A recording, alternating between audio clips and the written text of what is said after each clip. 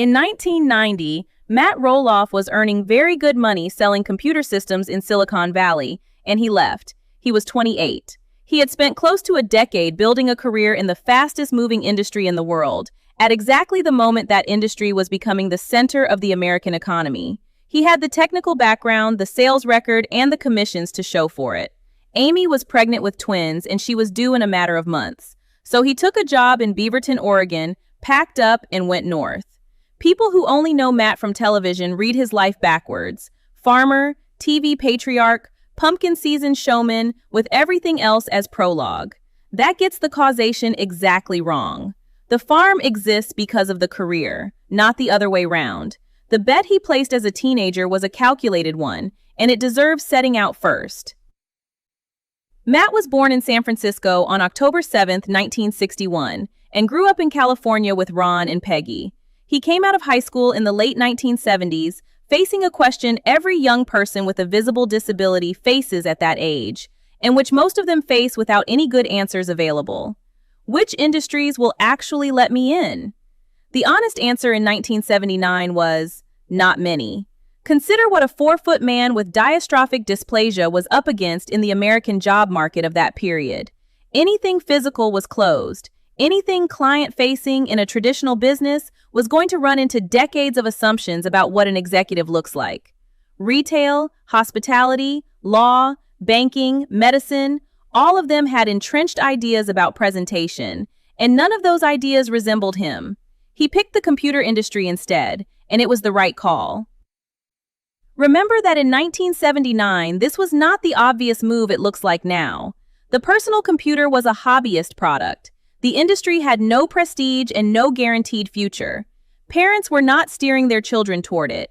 A teenager choosing computers over something established was making a bet on a sector that might not exist in 10 years. Silicon Valley in 1980 was not virtuous. It was simply too new to have developed the prejudices older industries had spent a century accumulating. The firms were young, the products were unprecedented, and nobody had a template for what a good employee looked like because nobody had been doing this long enough to build one.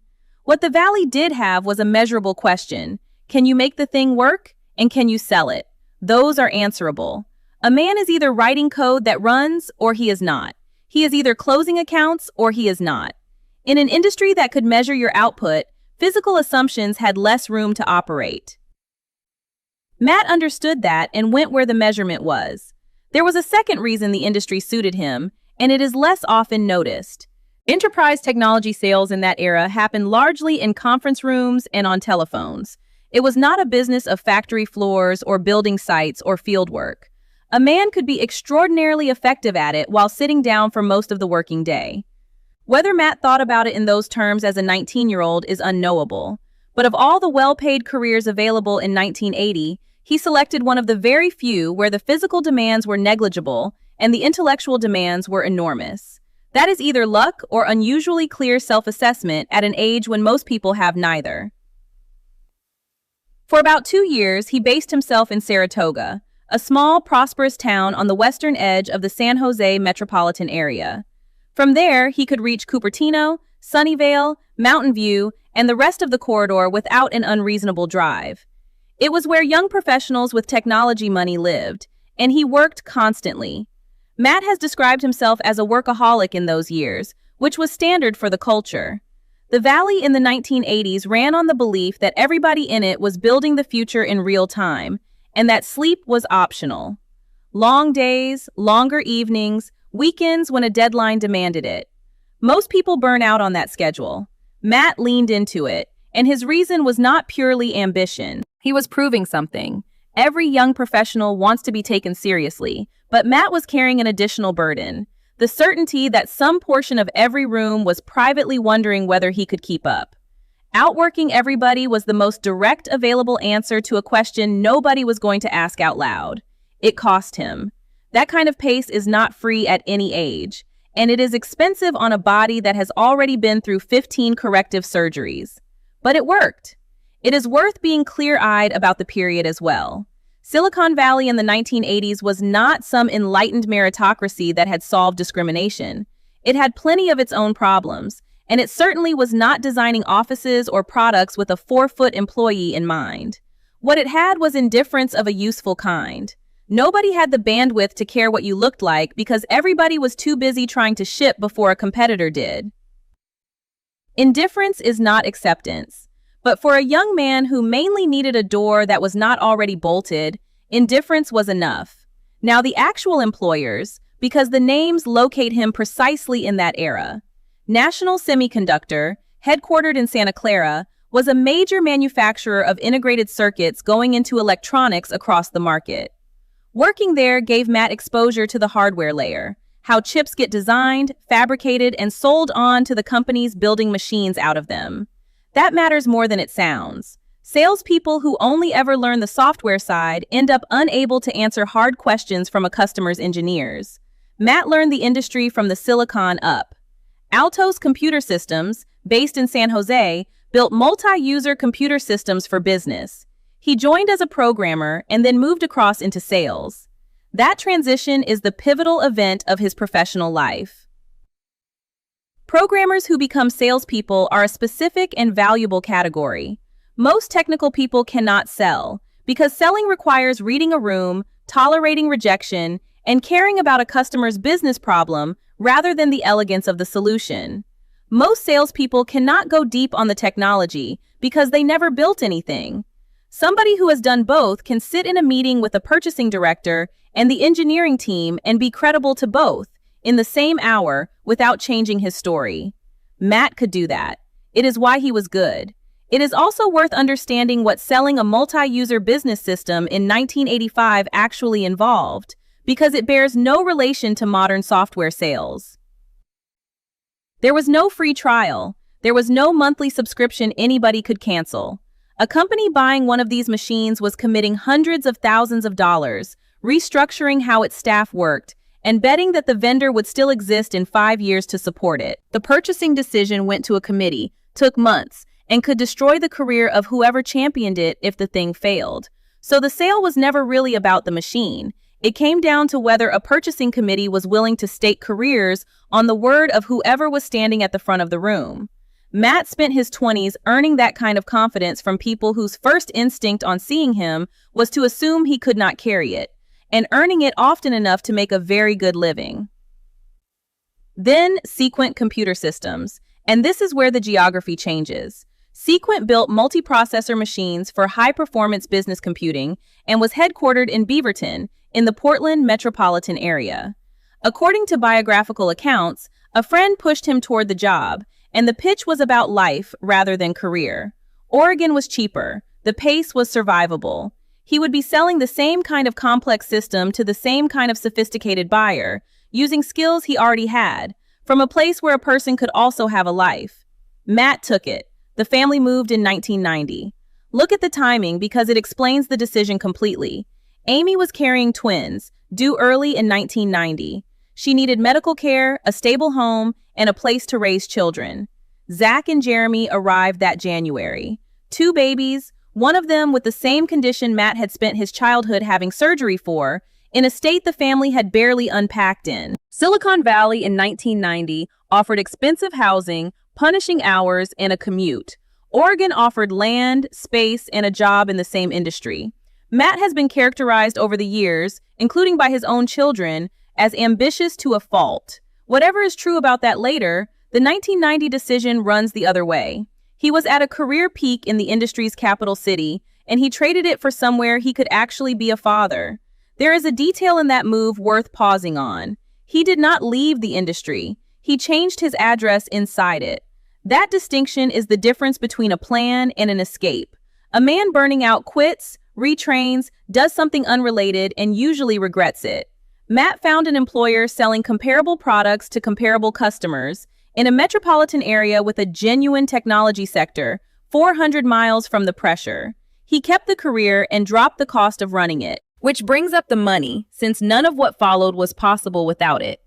Enterprise system sales in the 1980s paid on commission, and the deals were large. Top performers cleared 6 figures annually, which in that decade was serious money. Matt was a top performer, closing multi-million-dollar contracts.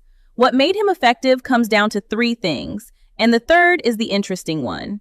He was technically credible, which most salespeople were not. He was personable, and he built genuine relationships, remembering names, families, the details that make a customer take your call in 2 years' time.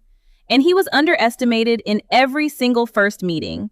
A Fortune 500 purchasing officer in 1986 who had scheduled a systems vendor was not expecting a 4-foot man with dystrophic dysplasia to walk in. There was always a moment of adjustment. Matt learned to use it. The buyer's expectations were on the floor, which meant the buyer relaxed, talked more freely, and gave away more about what he actually needed. Then, Matt demonstrated a level of technical and commercial command that the man across the table had not prepared for. And by the time the correction landed, the relationship was already built. That is not a trick. It is a genuine competitive advantage constructed out of other people's prejudice, and using it is entirely fair. It also has a cost that rarely gets mentioned. Every single meeting started with that adjustment. Every new account, every new contact, every introduction at a conference. A salesman without a visible difference gets to begin at 0. Matt began every relationship in deficit and had to climb out of it before the conversation could even start. He won that climb often enough to make a career of it, but he made it hundreds of times, and there was no meeting where he got to skip it. The money went somewhere specific. In 1990, the couple put $185,000 into 34 acres of Helvetia, Oregon. No outside investors, no partners. That purchase was made with commissions earned selling computers in California. Everything downstream of it, the farm, the pumpkin business, the structures, the brand, the television show that came to film all of it, rests on a young technical salesman having saved aggressively in the 1980s. There is a question buried in that purchase that nobody in the family has ever fully answered. Why a farm? Nothing in Matt's background points to agriculture. He grew up in California suburbs. His father fixed helicopters. He had spent his entire adult life indoors, in offices, selling machines. He had no farming experience of any kind. What that money actually bought was a tired farmhouse, a barn well past its best, and an orchard nobody had touched in years. The honest description is land, not a farm, which fits the man better. A software salesman does not buy a working agricultural business. He buys ground with potential, because ground with potential is a project. And Matt has never in his life been able to look at a project and leave it alone. 35 years later, there is a castle on it. Beaverton was a bridge rather than a destination. Through the early 1990s, Matt kept selling technology at Sequent, while the farm went from a purchase to a project. Weekends and evenings on the land, weekdays in the industry. A father of infant twins doing both. That period is where the two identities overlapped, and it lasted years rather than months. There was no dramatic exit from tech, no moment where he quit to farm. The weight simply shifted. That overlap period is also where the twins were small, which is worth remembering when people describe Matt as a man who was never around. In the early 1990s, he was working a full-time sales job in Beaverton, developing raw land in Helvetia on his own time, and raising infant twins with Amy in a state they had lived in for a matter of months, with no family within 2,000 miles. Whatever went wrong later in that marriage, the first years of it were carried by two people doing considerably more than most couples attempt. By the mid-1990s, the balance had tipped. Roloff Farms was taking more of him. His speaking work was growing. His advocacy commitments were expanding. The book came in 1999. By the time TLC arrived in 2006, the transition was complete. Matt was a farmer and a public figure who had once been a technology professional. It is easy to miss how unusual that arc is. Most people who leave a lucrative technical career do it because something failed. The company folded, the industry moved, they were pushed. Matt left on his own terms, twice. Once out of California and once out of the industry altogether, and both times towards something he had chosen rather than away from something that had collapsed. There is one more thing the Valley years gave him that has nothing to do with money, and it may be the most durable. He learned what a room does when he enters it, and he learned it hundreds of times, in controlled professional conditions, before he was 30. Most people with a visible difference learn that lesson too, but they learn it randomly, in shops, on buses, from strangers, in circumstances they cannot control and cannot prepare for. Matt learned it in scheduled meetings where he had an agenda, a product, and a reason to be there. By the time a camera crew turned up in 2006 and asked him to be watched by millions of people, he had already spent 2 decades walking into rooms full of strangers whose first reaction to him was surprise, and converting that surprise into a signature on a contract. Television was not a new kind of exposure for him. It was a familiar problem at a larger scale. Here is why that ordering matters for understanding him. Reality television flattens people. Everyone on screen seems to have appeared from nowhere, fully formed at the moment the camera switched on. The format has no interest in what anybody did before, because that footage does not exist. So millions of viewers met a 44-year-old man in 2006 and formed an impression of him with the first 25 years of his working life invisible.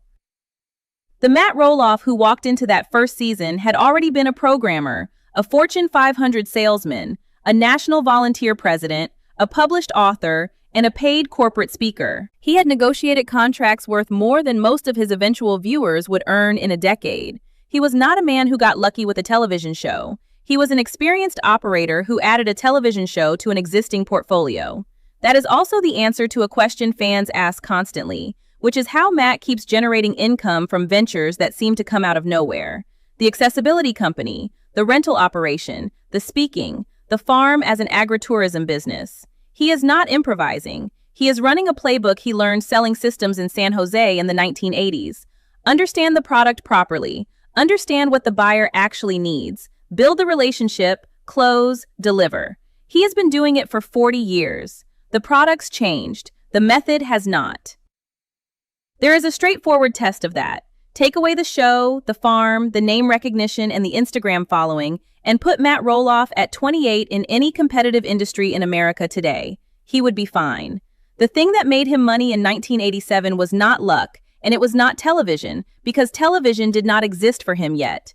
It was a man who understood a complicated product, understood the person buying it, and worked harder than the competition. That is a portable skill. It travels through decades and across industries, and it is the reason a computer salesman from San Jose ended up owning one of the most recognizable pieces of farmland in the United States. Had you any idea Matt Roloff spent his 20s in the technology industry? Do you think going programmer first is why he was so effective in sales? And if he started over today at 22, would he pick the tech industry again?